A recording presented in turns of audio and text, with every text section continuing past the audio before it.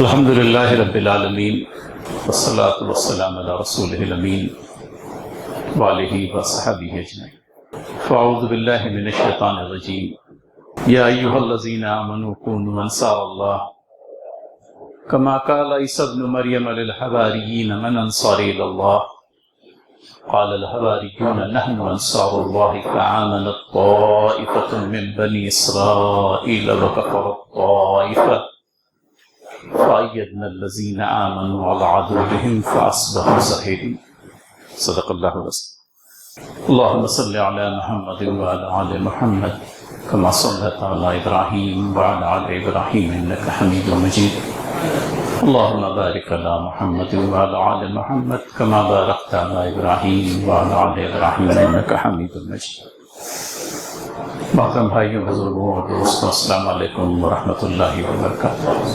سورہ صف کی آخری آیت تلاوت کی گئی۔ پچھلے جمعہ میں بھی لگ بھگ یہی موضوع تھا اور آج بھی اسی سلسلے کو آگے بڑھایا جا رہا ہے۔ تذکرہ ہے حضرت عیسیٰ علیہ السلام ابن مریم علیہ السلام کا، اور ان کے حوالے سے قرآن کریم نے جو بات ارشاد فرمائی اس کا بیان۔ ارشاد باری تعالیٰ ہے یا ایھا الذین آمنوا کونوا انصار اللہ، اے لوگوں جو ایمان لائے ہو اللہ تعالیٰ کی مددگار بن جائے۔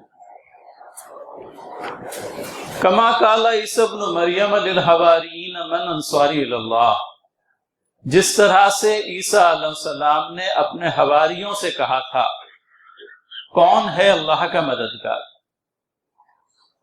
اس وقت حواریوں نے یہ جواب دیا تھا قال الحواریون نحن انصار اللہ، اس وقت حواریوں نے یہ جواب دیا تھا کہ ہم ہیں اللہ تعالیٰ کے مددگار۔ اور پھر اس کے بعد میں کیا ہوا؟ آمنت طائفۃ من بنی اسرائیل وکفرت طائفہ، عیسیٰ علیہ السلام اور حواریوں کی کوششوں کے نتیجے میں بنی اسرائیل کا ایک گروہ ایمان لے آیا، جبکہ دوسرا گروہ جو ہے وہ کفر پر بنا رہا۔ تب اللہ تعالیٰ نے کیا کیا؟ تب اللہ تعالیٰ نے جو گروہ ایمان لے آیا تھا اس کے ہاتھ مضبوط کیے اپنی حمایت اور نصرت کے ذریعے سے، اور اہل ایمان کا یہ گروہ اہل کفر کے گروہ پر غالب آ گیا۔ یہ ہے سورہ صف کی آخری آیت۔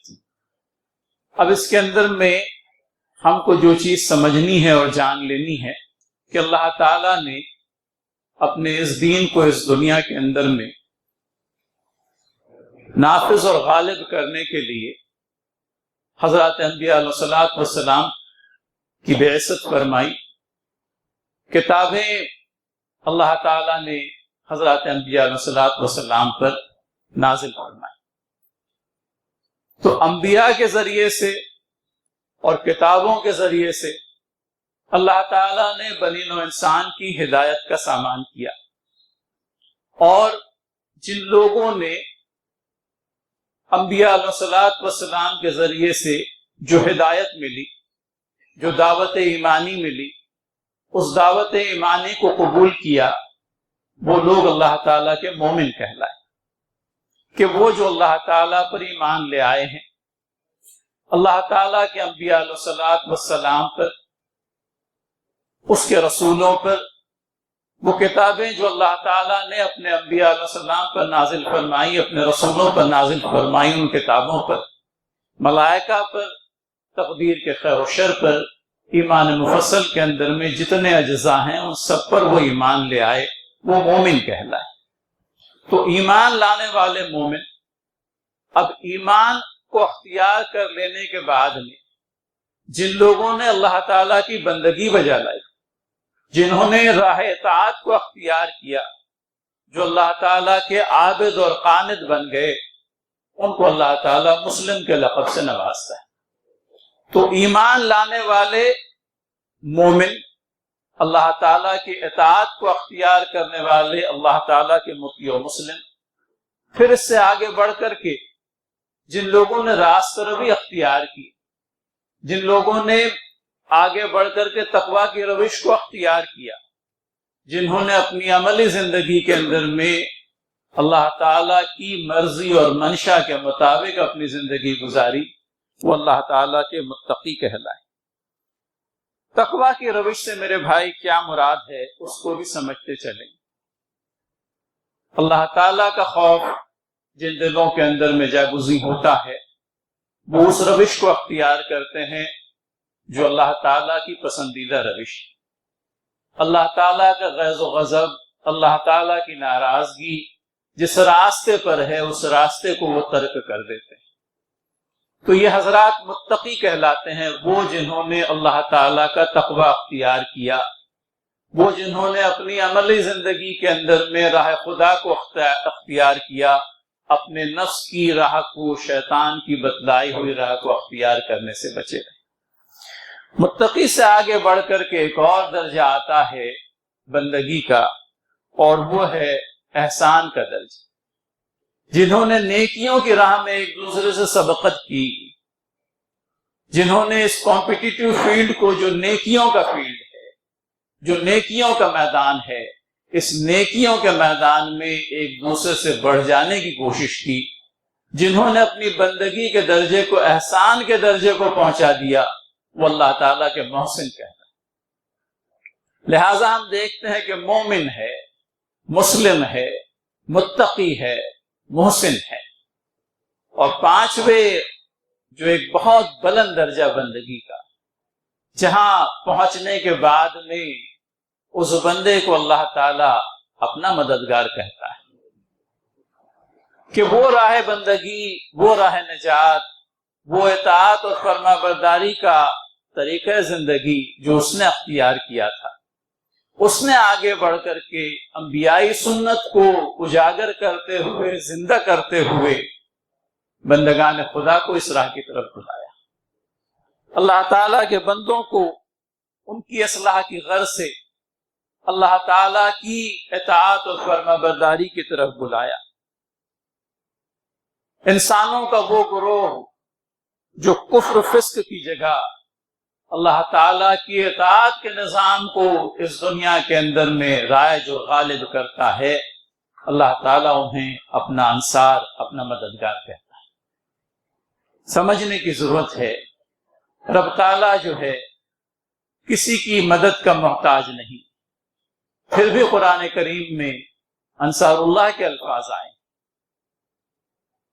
انصار الدین اللہ نہ لاتے ہوئے اللہ تعالیٰ نے انصار اللہ کی اصطلاح لائی، اللہ تعالیٰ کے مددگار۔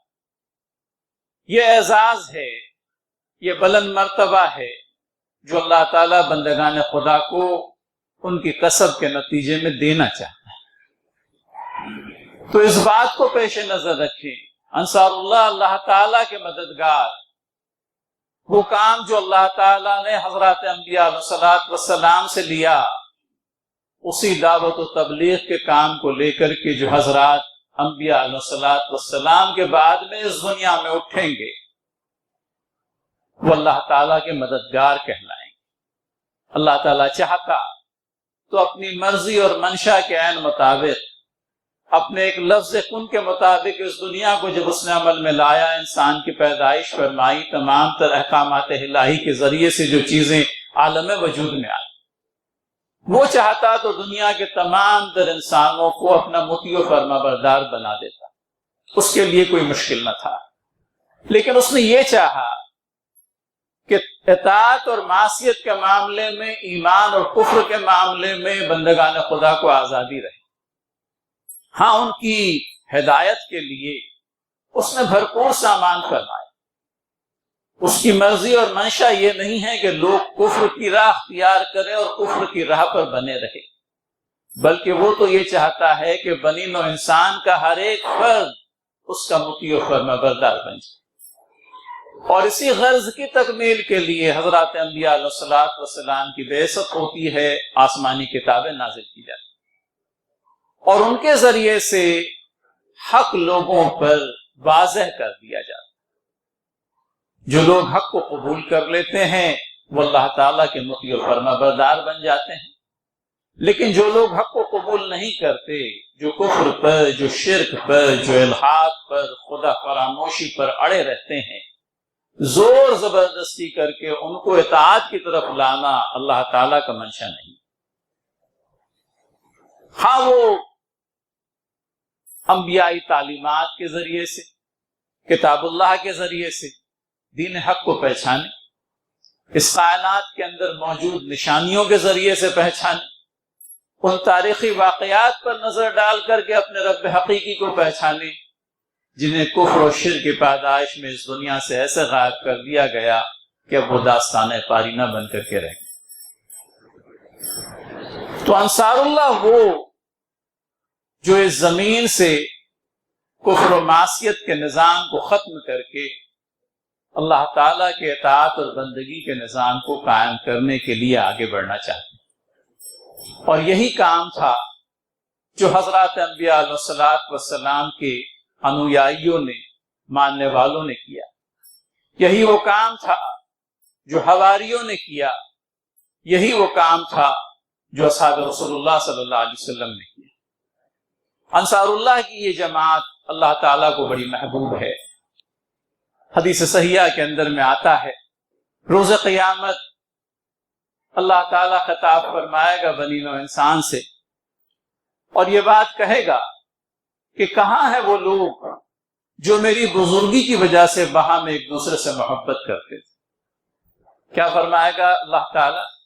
کہاں ہے وہ لوگ جو میری بزرگی کی وجہ سے، میری کبریائی کی وجہ سے آپس میں ایک دوسرے سے محبت کرتے تھے؟ آج ایسے لوگوں کو میں اپنا سایہ عنایت کروں گا۔ آج میرے سائے کے علاوہ کوئی اور سایہ نہیں۔ کون ہے یہ افراد جن کو یہ خوشخبری سنائی جا رہی ہے؟ وہ جو اللہ تعالیٰ کی بزرگی کی وجہ سے باہم ایک دوسرے سے محبت کرتے تھے۔ کون ہیں یہ لوگ؟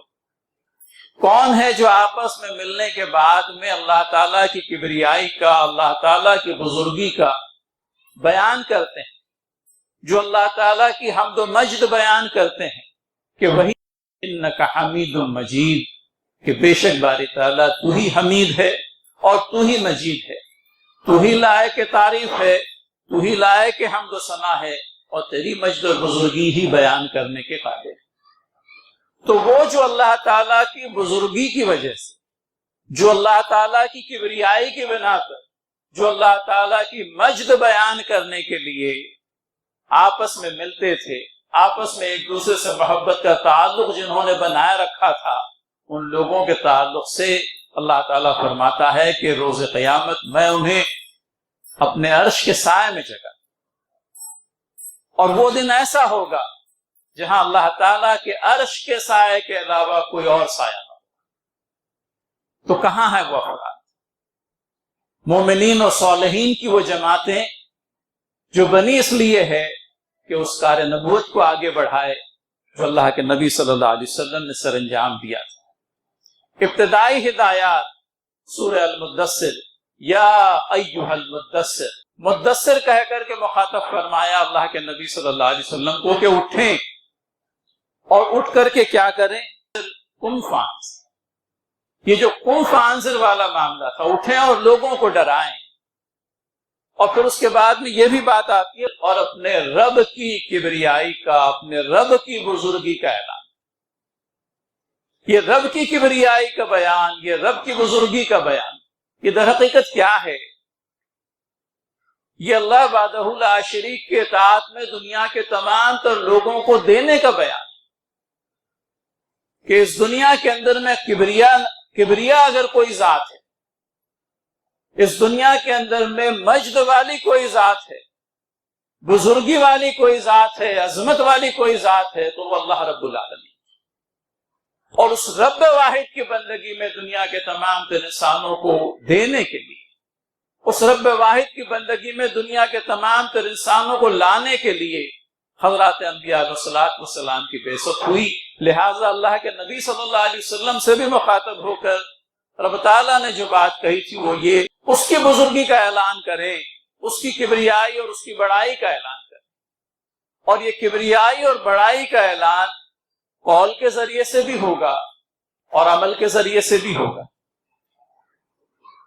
انک حمید مجید، تحیات کے اندر میں درود ابراہیمی جو پڑھا جاتا ہے اس کے آخر میں یہ الفاظ آتے ہیں انک حمید مجید، کہ بے شک تو ہی حمد کے لائق ہے اور بے شک تیری ذات ہی مجد اور بزرگی والی ہے۔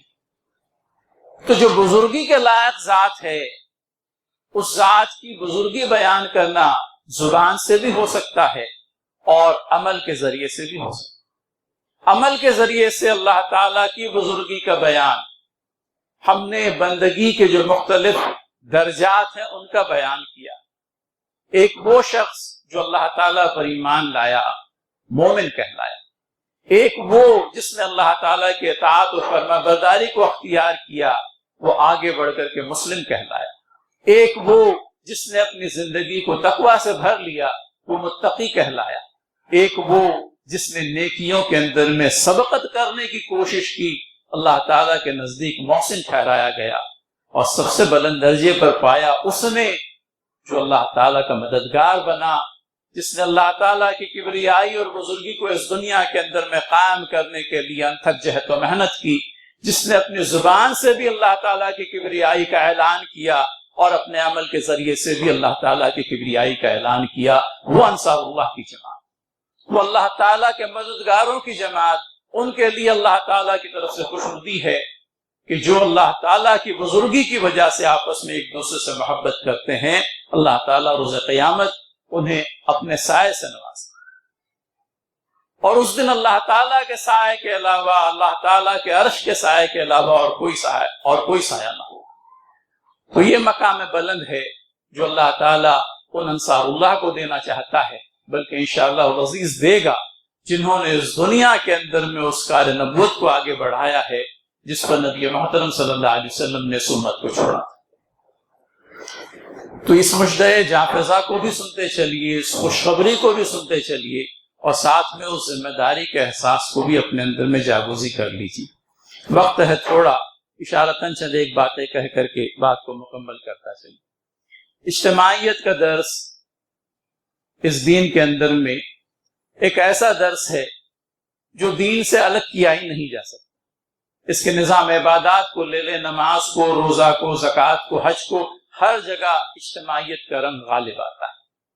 اور اللہ کے نبی صلی اللہ علیہ وسلم نے ہمیں یہ بھی ارشاد فرمایا کہ جو شخص بالشت بھر بھی جماعت سے الگ ہوا، اس نے اسلام کا قلادہ اپنی گردن سے نکال دیا۔ لہذا صالح اجتماعیت سے جڑنے کی ضرورت ہے۔ آنے والے وقتوں کے اندر میں کیا کچھ ہونے والا ہے آپ بہتر سمجھیں اور آپ بہتر جانیں۔ یوم حجاب کے نام سے ایک چھوٹی سی کوشش کی گئی تھی کہ جو پردے کی دعوت قرآن کریم کے اندر میں ہم لوگوں کو سورہ احزاب میں ملتی ہے، ہماری چند بہنوں نے ناگپور کے اندر میں اپنی ہموطن بہنوں کو حجاب کی دعوت کہ اپنے اس پاکیزہ چہرے کو لوگوں کی ہوس کا نشانہ بنانے کی بجائے اس کو کیوں نہ تم مستور کر لو۔ اور خواہش ہوتی ہے ایک تبدیلی کی۔ کچھ بہنوں نے، ہماری غیر مسلم بہنوں نے اس حجاب کو اختیار کر لیا تھوڑی دیر کے لیے ہی سے، لیکن اس پر اس قدر واویلا مچا کہ آج ان کو آپ حجاب پہنا رہی ہیں، کل ان کو آپ نکاح کے اندر میں شامل کر دیں۔ یہ ذہنیت دیکھیے جو کار فرما ہے۔ اور اس ذہنیت کا مقابلہ اگر کرنا ہے تو اجتماعیت سے جڑی۔ اس امت کو اگر باقی رکھنے والی اگر کوئی چیز ہے، اللہ تعالیٰ کے اذن و فضل سے ہی وہ باقی رہے گی، لیکن اس کا ذریعہ اس کی اجتماعیت بنے گی۔ اس کو اجتماعیت اور صالح اجتماعیت سے جڑنا ہوگا۔ اس کے کئی ایک اجتماعی مسائل ہیں، اور ان مسائل کے حل کے لیے اجتماعیت کے بغیر کوئی راہ ممکن نہیں۔ تو اجتماعیت کو اختیار کریں، صالح اجتماعیت کو اختیار کریں، انفرادی زندگی جگنے کے ساتھ میں صالح اجتماعیت سے بھی جڑ جائیں۔ اللہ تعالیٰ سے دعا ہے کہ وہ اس آیت کریمہ کو، نبی کریم صلی اللہ علیہ وسلم کی احادیث صحیحہ کو سمجھنے، اختیار کرنے، عمل کرنے کی توفیق دے۔ آمین یا رب العالمین۔